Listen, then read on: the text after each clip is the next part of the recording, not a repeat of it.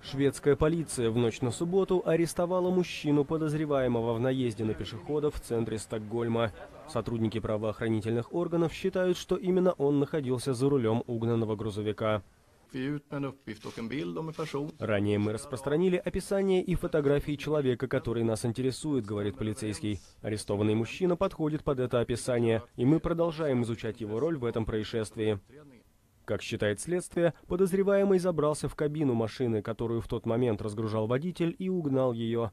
Он проехал несколько кварталов по главной пешеходной улице шведской столицы, сбивая людей, а затем врезался в витрину универмага «Оленс».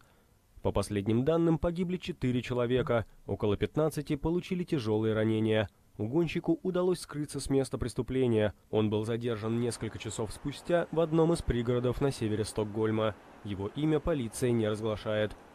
Местные издания сообщили, что задержанный 39-летний гражданин Узбекистана, а в багажнике угнанного грузовика обнаружено взрывное устройство. Мужчина якобы уже признался в причастности к инциденту. Полиция официально отказалась комментировать эту информацию. Ответственность за произошедшее не взяла на себя ни одна группировка. Премьер-министр Швеции в пятницу возложил цветы к месту трагедии. Он назвал случившееся терактом и заявил, что граждан страны не удастся запугать. Жители Стокгольма до сих пор в шоке от случившегося. Во время инцидента 25-летняя студентка София находилась недалеко от места происшествия. Она рассказала о том, что ей пришлось пережить. Мы сидели с подругой и занимались, и вдруг увидели бегущих людей. Мы быстро собрали вещи, потому что никогда не видели, чтобы люди так вели себя в Швеции.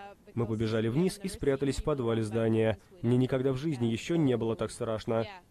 В Стокгольме наполовину спущены государственные флаги. По всей стране усилены меры безопасности. Движение автомобилей по мосту между Швецией и Данией ограничено. Стражи правопорядка тщательно проверяют все машины.